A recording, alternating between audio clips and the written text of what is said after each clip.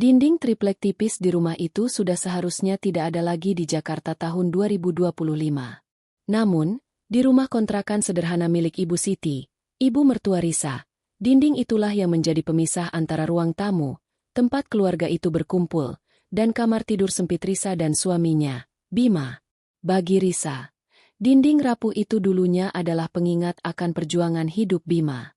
Kini, dinding itu terasa seperti kulit telinga yang tipis, siap menghantarkan setiap kata pengkhianatan yang terjadi di baliknya.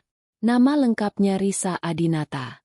Di luar rumah ini, ia adalah sosok yang mengendalikan sebuah perusahaan teknologi startup yang sedang naik daun, bernilai fantastis.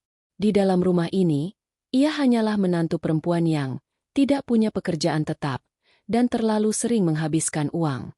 Bima, suaminya, seorang karyawan bank dengan gaji pas-pasan, merasa bangga karena istrinya, Risa, sangat sederhana. Ia tidak tahu bahwa kesederhanaan Risa adalah topeng yang ia kenakan demi menjaga hati Bima, yang sangat sensitif tentang status dan uang. Risa ingin Bima mencintainya karena dirinya, bukan karena kekayaannya. Ia bahkan sengaja tinggal di rumah mertua selama setahun terakhir, berpura-pura mengurus proyek lepas, dan sesekali mengeluh tentang minimnya klien. Masalahnya, kepura-puraan itu butuh biaya. Malam itu, Risa baru saja menyelesaikan sesi video conference dengan timnya di Singapura, bersembunyi di balik selimut agar suara-suara bahasanya yang formal dan tegas tidak terdengar keluar. Ia melihat arloji pintarnya, yang ia tutup dengan karet gelang hitam agar terlihat seperti jam murah, menunjukkan pukul 23.30. Ia merasa lapar dan ingin mengambil sebotol air dingin dari kulkas. Risa melangkah keluar dari kamar. Kaki telanjangnya tidak menimbulkan suara di lantai keramik yang dingin. Namun, saat ia melewati celah kecil di pintu kamar, ia mendengar suara-suara berbisik dari dapur, tempat Ibu Siti dan Bima biasanya menghabiskan malam mereka setelah semua lampu dimatikan. Ia berhenti. Nalurinya mengatakan untuk berbalik, tetapi ada keganjilan dalam nada bicara Ibu Siti. Risa menggeser tubuhnya sedikit, membiarkan punggungnya menempel pada dinding. Kau harus bicara padanya, Bima. Dia itu sungguh boros, desis Ibu Siti. Suaranya mengandung campuran cemas dan jengkel yang biasa Risa dengar. Risa menghela napas. Tentu, masalah pengeluaran lagi. Bulan lalu, Risa membeli daging sapi Wagyu kualitas A untuk masakan rendang Idul Adha, katanya untuk menghormati tradisi. Padahal, ia hanya ingin memastikan gizi mereka terjaga. Uang itu jelas uangnya, bukan uang Bima. Tetapi mertua menganggapnya sebagai kejahatan finansial. Dia pikir kita siapa? Hah? Membeli peralatan masak yang mahal sekali. Untuk apa? Katanya hobi. Hobi macam apa yang menghabiskan uang sebanyak itu untuk satu panci? Keluh Ibu Siti. Risa menahan diri. Panci yang dimaksud adalah pressure cooker dengan fitur smart yang ia beli seharga puluhan juta. Bukan untuk masak, tapi untuk menguji teknologi sensor yang akan ia terapkan pada prototipe produk dapur pintarnya. Itu adalah investasi bisnis, tapi ia bilang itu hobi baru. Lalu, Ibu Siti melanjutkan dengan nada yang lebih menusuk. Dia itu tidak tahu diri, Bima. Di sini cuma menumpang.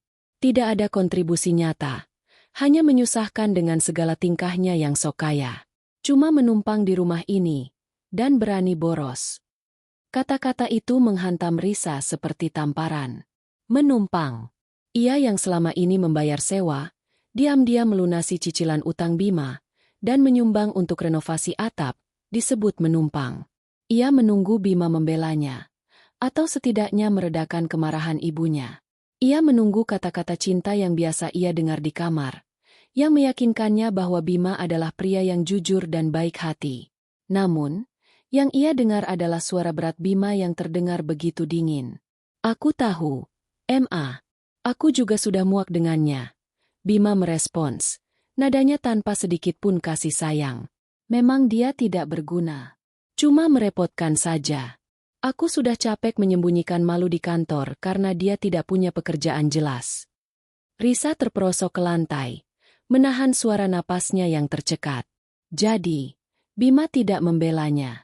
Dia justru membenarkan semua hinaan itu, bahkan menambahkan hinaan baru, tidak berguna.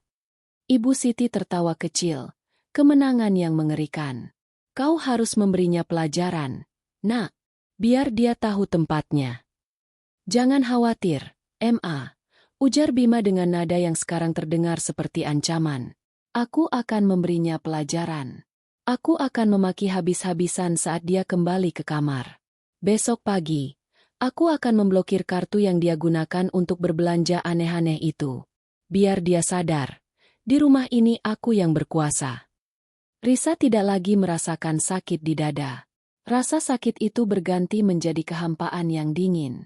8 tahun ia habiskan untuk Bima, membangun citra yang ia yakini akan membuat Bima bahagia. 8 tahun ia menyembunyikan kekayaan dan kesuksesannya agar Bima tidak merasa terintimidasi.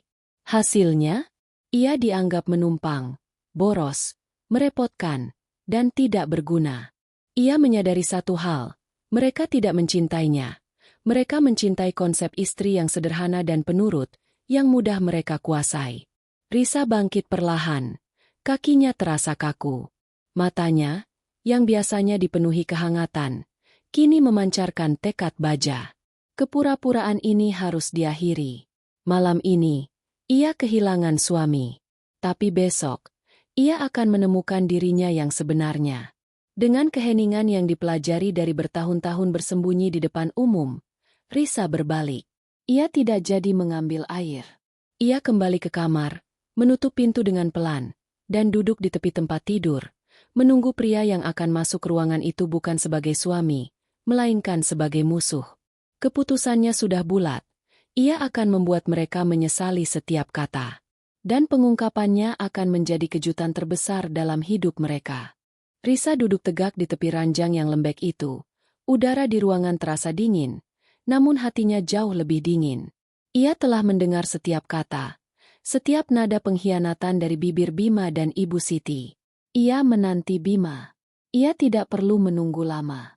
Pintu terbuka dengan hentakan kecil. Bima masuk, wajahnya keruh, menunjukkan kelelahan dan kekesalan. Ia tidak menatap Risa, langsung menuju lemari untuk berganti baju. "Dari mana saja kamu?" tanya Risa. Suaranya tenang, datar, tanpa emosi yang biasa ia tunjukkan. Sebuah ketenangan yang sebenarnya lebih mengganggu. Bima terkejut. Biasanya, Risa akan menyambutnya dengan senyuman atau pertanyaan tentang hari kerjanya. Bima berbalik, memandang Risa dengan mata tajam. Ia sudah memutar skenario makian yang baru saja ia susun bersama ibunya. "Dari mana katamu?" "Dari menghitung kerugian yang kamu sebabkan." Bima langsung menyerang. Suaranya naik 1 oktav. Berusaha menampilkan dominasi. "Kamu tahu betapa susahnya aku bekerja di bank itu? Mencari uang sepeser demi sepeser. Lalu kamu menghamburkannya begitu saja untuk panci gila, untuk daging impor aneh-aneh. Kamu pikir kita ini siapa? Risa? Sultan?" Risa menatapnya lurus. Rasa sakitnya sudah menguap, digantikan oleh analisis yang tajam. Ia sedang melihat seorang pria yang hanya peduli pada citra dan kendali, bukan pasangan hidupnya. "Uang siapa yang aku hamburkan, Bima?" tanya Risa lembut. "Uang siapa lagi? Uang rumah tangga. Uangku, tentu saja." Bima melangkah mendekat. Jarinya menunjuk wajah Risa. "Kamu tidak punya pekerjaan tetap, Risa. Proyek lepas.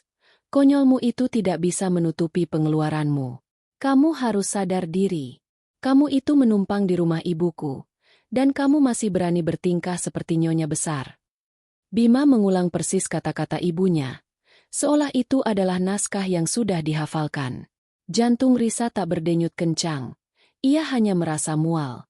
8 tahun menikah, dan ia baru menyadari bahwa Bima hanya melihatnya sebagai beban dan properti. "Aku sudah capek dengan sandiwaramu ini," lanjut Bima. Nadanya beralih ke rasa jijik. "Besok, aku akan memblokir semua kartu tambahan yang kuberikan padamu. Dan kamu, cari pekerjaan yang benar. Jangan hanya bermalas-malasan sambil berpura-pura sibuk dengan laptopmu itu. Kamu tidak berguna, Risa." Kata-kata terakhir itu, "kamu tidak berguna," adalah pemicu. Risa berdiri. Ketenangannya sempurna. Baiklah, Bima, jawab Risa. Senyum tipis, dingin, terukir di bibirnya. Senyum itu membuat Bima terdiam. Itu bukan senyum pasrah yang ia harapkan, melainkan senyum perpisahan. Aku akan membereskan kerepotan ini, lanjut Risa. Suaranya rendah dan pasti.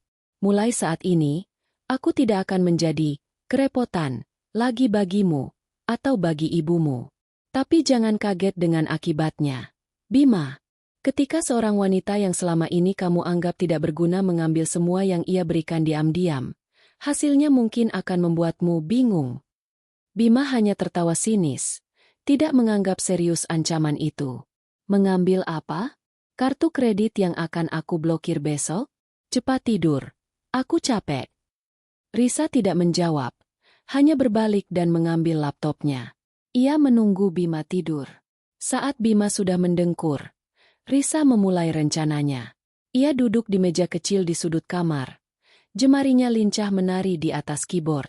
Langkah pertama, pembersihan finansial. Ia membuka semua akun yang berhubungan dengan Bima. Ia tidak menarik uang dari rekening Bima, ia tidak butuh. Tetapi ia mencabut semua akses Bima ke akun-akun yang selama ini ia gunakan untuk membayar kebutuhan rumah tangga, cicilan mobil Bima, dan bahkan tagihan listrik rumah Ibu Siti. Semuanya diam-diam atas namanya. Ia juga mentransfer saldo rekening bersama, yang jarang ia pakai, tapi Bima banggakan sebagai uang tabungan mereka, ke rekening bisnisnya, mengosongkannya hingga tersisa saldo minimum bank. Langkah kedua, menarik hadiah. Risa membuka sebuah folder digital. Di sana terdapat akta-akta properti. 1 tahun lalu, ia membelikan rumah kontrakan Ibu Siti itu. Ia tidak ingin Ibu Siti merasa diremehkan. Jadi ia sengaja membiarkan Ibu Siti dan Bima percaya bahwa rumah itu masih milik kontraktor lama, padahal ia sudah melunasinya. Ia hanya menunggu momen yang tepat untuk memberikannya. Sekarang, momen itu sudah busuk. Dengan beberapa klik, ia mengaktifkan proses hukum untuk mengalihkan hak kepemilikan kembali ke perusahaan investasinya, yang selama ini digunakan sebagai perantara. Rumah itu akan segera kembali menjadi milik kontraktor. Langkah ketiga, kembali ke Ratu. Risa membuka aplikasi pesan terenkripsi. Ia membalas ratusan pesan dari tim intinya yang selama ini ia tunda. Kembalilah, Risa. Kita butuh CEO-nya. Bunyi salah satu pesan dari kepala teknologi, CTO, perusahaannya. Risa mengetik balasan singkat dan tegas. Aku kembali. Siapkan jadwal untuk pengumuman besar. Dan batalkan semua jadwal pertemuan pribadi untuk minggu ini. Aku harus mengurus dokumen. Subuh menjelang. Risa sudah mengemasi tas ranselnya yang selama ini ia gunakan untuk membawa dokumen, proyek lepas. Kini diisi dengan hard disk cadangan dan beberapa pakaian. Ia mengganti arloji murahnya dengan arloji pintar yang menampilkan logo perusahaan yang ia pimpin. Ia meninggalkan sebuah catatan di meja. Singkat, padat, dan menusuk. Aku sudah membereskan kerepotanmu. Selamat menikmati kehidupan yang kamu pilih. Kamu akan tahu siapa yang menumpang di sini, Bima. Risa menyelinap keluar dari kamar, tanpa menoleh ke belakang, tanpa suara. Ia tidak lagi melihat Bima sebagai suaminya.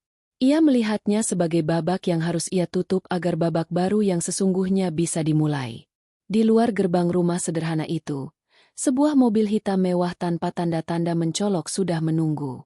Risa masuk, dan mobil itu melaju kencang, membawanya kembali ke tahta yang selama ini ia tinggalkan. Penyesalan Bima dan Ibu Siti baru saja akan dimulai. Sinar matahari pagi sudah menusuk celah jendela saat Bima terbangun.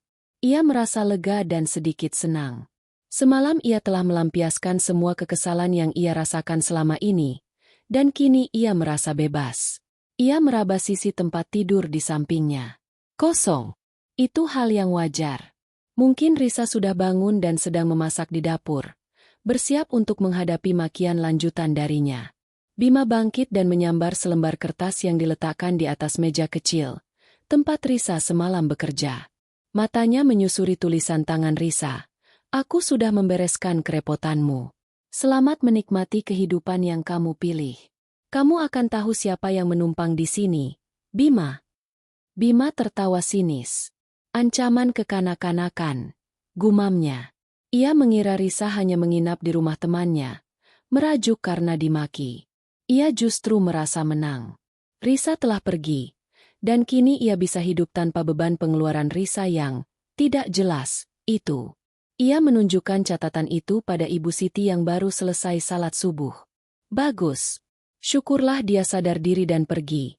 Cetus Ibu Siti sambil melipat mukena. Sekarang, kita bisa hidup tenang tanpa bau daging-daging mahal aneh itu. Akhirnya, rumah ini bebas dari anak boros yang menumpang. Keduanya menikmati sarapan sederhana yang mereka buat sendiri, roti tawar dan kopi instan. Mereka tidak menyadari bahwa itu adalah kali terakhir mereka bisa menikmati pagi yang tenang selama berminggu-minggu ke depan. Kekacauan dimulai pada siang hari. Bima pergi bekerja, sementara Ibu Siti mulai membersihkan rumah. Ia hendak mencuci baju. Pakaian kotor menumpuk karena Risa biasanya mencuci setiap pagi. Ibu Siti menuju mesin cuci mahal yang dibeli Risa, yang selalu ia cibir sebagai pemborosan, dan menyalakan tombol. Mesin itu berbunyi aneh, lampu-lampunya berkedip, dan tidak mau memulai. Ibu Siti panik. Risa, bagaimana cara mengoperasikan mesin boros ini? Teriaknya. Lupa bahwa Risa sudah tidak ada. Ternyata, mesin itu disetel Risa dalam mode otomatis yang sangat rumit dan efisien. Risa selalu mengurus pemeliharaan dan pengaturan agar mesin itu awet. Tanpa Risa, mesin itu mogok. Ibu Siti akhirnya terpaksa mencuci manual, sebuah pekerjaan yang sudah lama tidak ia lakukan, dan ia merasa pegal luar biasa. Malam harinya, Bima pulang. Ia berharap makanan sudah tersaji. Tetapi yang ia temukan hanyalah Ibu Siti yang kelelahan dan sedang memasak mie instan. Loh, Risa belum pulang? Tanya Bima, mulai merasakan sedikit kegelisahan. Belum. Katanya mengurus diri sendiri. Biarkan saja dia. Tapi anak itu benar-benar tidak bertanggung jawab. Dia tidak menyiapkan makanan malam sama sekali. Sungut Ibu Siti. Bima memakan mie instan itu dalam diam. Kemudian ia menyadari sesuatu. Ia mencari kunci mobilnya. Risa yang biasanya merawat dan membersihkan mobilnya, bahkan mengisi bahan bakarnya tanpa diminta. Mobilnya kini tampak kotor dan bensinnya hampir habis. Bima harus pergi ke SPBU sendiri. Di SPBU, ia menggunakan kartu debitnya. Transaksi gagal. Ada apa, Mas? Saldo tidak cukup, ujar petugas. Bima kaget dan malu. Ia mencoba lagi. Gagal. Ia buru-buru pergi dan mencoba menarik uang tunai di ATM bank lain. Hanya ada saldo yang sangat kecil, tidak lebih dari 1 juta rupiah. Mustahil. Bima membatin. Ia yakin di rekeningnya masih ada gajinya bulan lalu. Sesampainya di rumah, ia panik mengecek aplikasi banknya.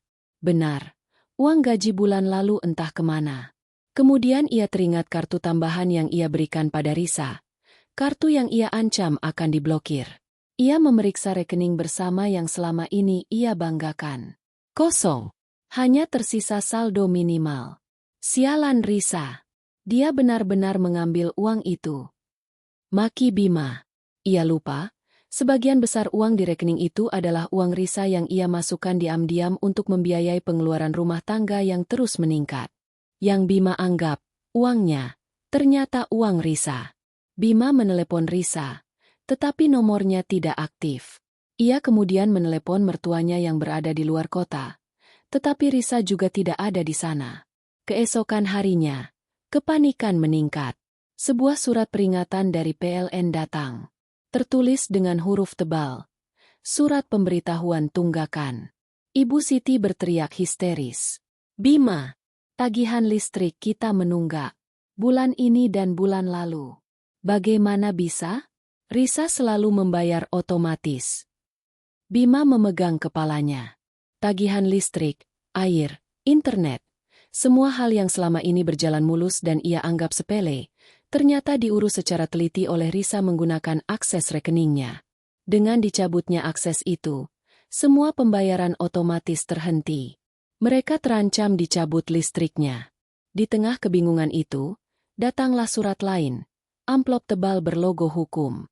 Surat itu ditujukan kepada Ibu Siti, mengenai status kepemilikan properti. Isi surat itu menggunakan bahasa hukum yang rumit. Ibu Siti dan Bima membaca kalimat kunci, telah terjadi pengalihan hak kepemilikan kembali kepada pihak pengembang investasi, efektif 30 hari dari tanggal surat ini, karena alasan administrasi internal. Bima memucat. Apa ini? MA? Jangan-jangan ini surat pajak baru? Atau denda karena kita belum bayar cicilan rumah? Ibu Siti menangis. Aku tidak tahu. Tapi kalau rumah ini diambil, kita mau tinggal di mana, Bima? Mereka tidak menyadari bahwa surat itu adalah pembatalan hadiah rumah yang Risa berikan. Mereka hanya melihatnya sebagai musibah baru, yang langsung mereka salahkan lagi-lagi pada Risa. Dalam keadaan panik mencari dokumen penting, Bima merobek-robek folder lama Risa. Di antara tumpukan kertas, proyek lepas, yang ia anggap sampah, sebuah kartu nama jatuh ke lantai. Kartu itu mengilap dan elegan. Bima mengambilnya. Tertulis, Risa Adinata Chief Executive Officer Nusantara Tech Ventures. Bima tertawa hambar. Lihat, MA. Dia bahkan membuat kartu nama konyol. Chief Executive Officer? CEO dari apa? CEO dari pemborosan. Ia meremas kartu nama itu dan membuangnya ke tempat sampah, mengabaikan petunjuk terbesar yang bisa menyelamatkan mereka. Penyesalan mereka kini bukan pada perlakuan buruk mereka terhadap Risa sebagai istri, melainkan penyesalan karena kehilangan pelayan yang diam-diam menanggung semua beban finansial. Mereka tidak tahu betapa besarnya kejutan yang menanti mereka. Seminggu telah berlalu sejak kepergian Risa. Seminggu itu adalah neraka bagi Bima dan Ibu Siti. Listrik sempat dicabut sebentar sebelum Bima berhasil mengurusnya dengan meminjam uang dari rekan kerjanya. Sebuah hal yang sangat memalukan baginya. Rumah terasa pengap dan kotor. Hubungan Bima dan ibunya semakin tegang karena saling menyalahkan. Namun puncaknya tetap pada Risa, si menantu boros, yang mereka anggap tidak tahu berterima kasih. Suatu malam, Bima pulang dari kantor. Ia merasa lelah, lapar, dan sangat stres. Ia menyalakan televisi butut di ruang tengah untuk mengalihkan pikiran. Ibu Siti sedang sibuk di dapur, mencoba memasak sup yang berakhir terlalu asin. Tiba-tiba, suara pembawa acara berita ekonomi yang bersemangat menarik perhatian Bima. Dan dalam berita bisnis hari ini, Nusantara Tech Ventures, salah satu perusahaan teknologi unicorn terbaru di Asia Tenggara, resmi meluncurkan produk inovatif mereka, Smart Kitchen OS, yang diprediksi akan mengubah industri rumah tangga. Peluncuran ini dipimpin langsung oleh sosok di balik kesuksesan Nusantara, yang selama ini dikenal sangat tertutup. Mari kita saksikan cuplikan konferensi persnya. Bima tidak terlalu peduli dengan teknologi, tetapi nama perusahaannya, Nusantara Tech Ventures, terdengar familiar. Ia merenung sejenak, tapi tidak berhasil mengingatnya. Layar televisi beralih ke rekaman konferensi pers mewah yang diadakan di sebuah gedung pencakar langit. Ratusan kamera menyorot panggung. Bima hanya melihat sekilas. Ia ingin segera mengganti saluran. Namun, saat pembawa acara di panggung itu mengucapkan kata-kata perkenalan, tangan Bima terpaku pada tombol remote. Dan inilah, CEO sekaligus pendiri Nusantara Tech Ventures, wanita inspiratif yang berhasil membawa perusahaan ini menjadi unicorn dalam waktu kurang dari 5 tahun. Nyonya Risa Adinata. Musik dramatis mengiringi. Seorang wanita melangkah ke tengah panggung, mengenakan blazer elegan berwarna merah marun, rambutnya ditata rapi, dan wajahnya memancarkan aura kepercayaan diri dan kekuatan yang belum pernah Bima lihat. Bima membeku. Matanya membelalak. Ia terhuyung mundur. Itu adalah Risa. Istrinya. Mama. Mama, lihat ini. Bima berteriak dengan suara serak. Hampir tidak percaya. Ibu Siti buru-buru keluar dari dapur dengan sendok di tangan. Wajahnya penuh keringat dan minyak. Ia melihat televisi. Di layar, Risa tersenyum pada para jurnalis. Itu senyum yang sama yang dulu ia lihat di rumah. Tapi sekarang senyum itu berharga miliaran dolar. Risa. Risa anak itu. Ibu Siti menjatuhkan sendoknya. Wajahnya langsung pucat pasi. Pembawa acara berita itu melanjutkan dengan gembira, memberikan detail yang menghantam Bima dan Ibu Siti seperti palu godam. Risa Adinata adalah seorang maestro yang dikenal karena kecerdasannya dalam investasi dan manajemen. Smart Kitchen OS, yang baru saja diluncurkan adalah proyek rahasianya. Kita semua tahu, dana awal perusahaan ini berasal dari penjualan beberapa aset properti pribadi Nyonya Risa. Bima teringat panci mahal yang ia cibir. Itu bukan untuk hobi masak. Itu adalah prototipe pertamanya. Ibu Siti teringat daging wagyu dan belanjaan mahal yang ia anggap boros.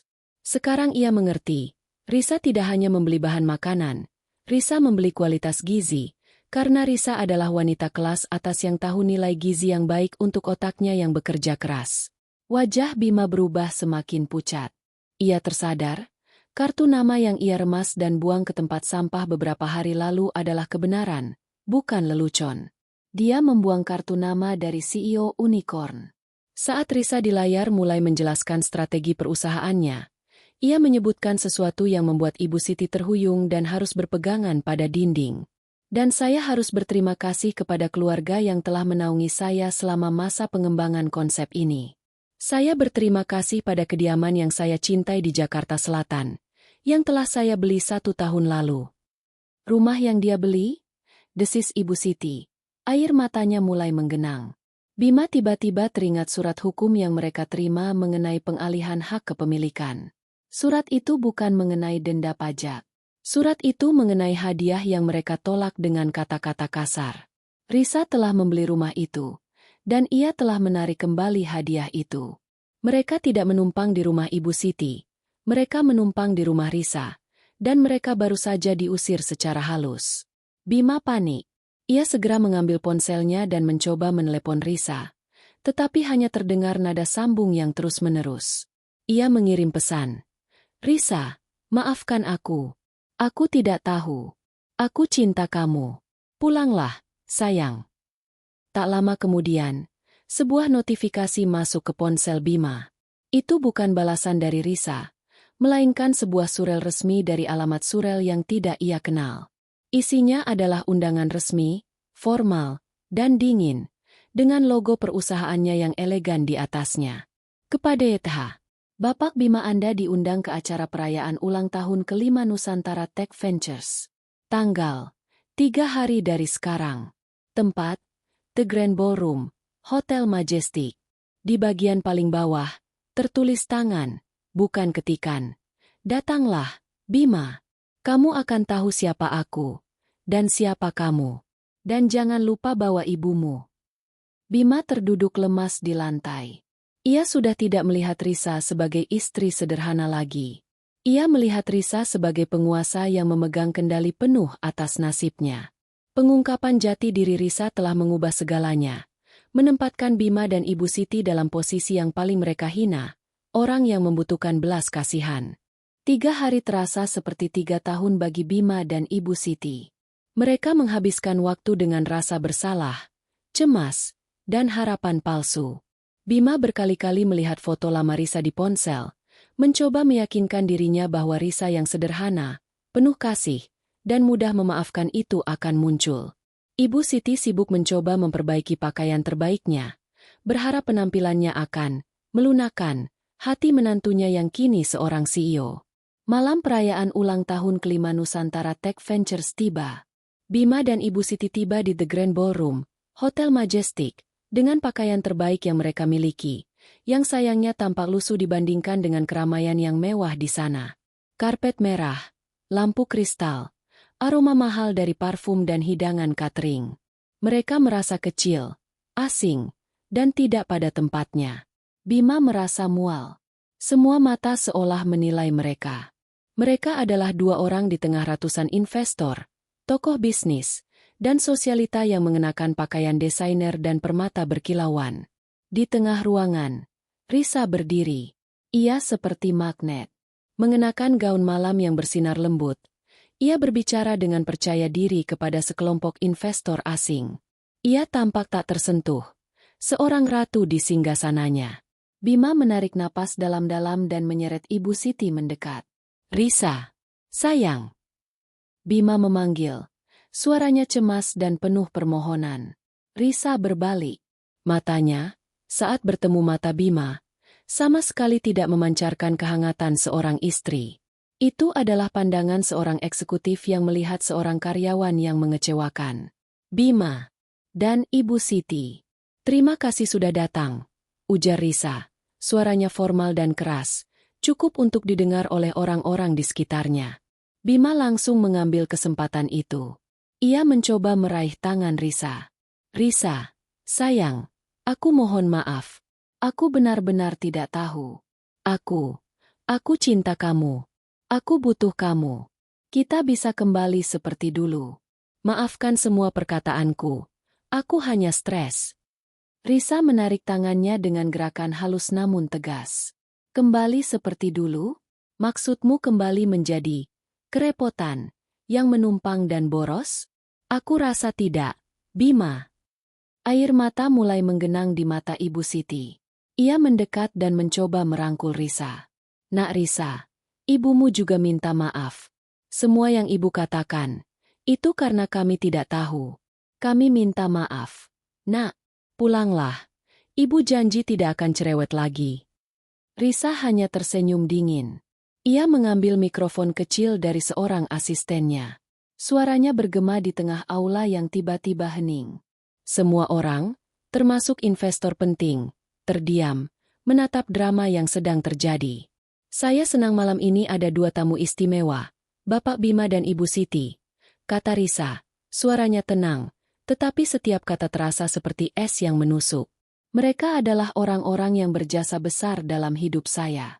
Mereka mengajarkan saya satu pelajaran paling penting. Jangan pernah menyembunyikan kekuatan Anda demi kenyamanan orang lain. Risa berhenti sejenak, menatap Bima dan Ibu Siti yang wajahnya sudah memerah karena malu dan ketakutan. 3 hari lalu, Bapak Bima memaki saya. Dia bilang saya tidak berguna, boros, dan cuma menumpang di rumah ibunya. Risa mengungkapkannya di depan ratusan orang. Dia dan ibunya menganggap semua yang saya lakukan, membeli panci canggih untuk penelitian, membeli bahan makanan bergizi untuk kesehatan kami, bahkan membeli rumah yang mereka tempati, adalah bentuk keborosan dan tidak tahu diri.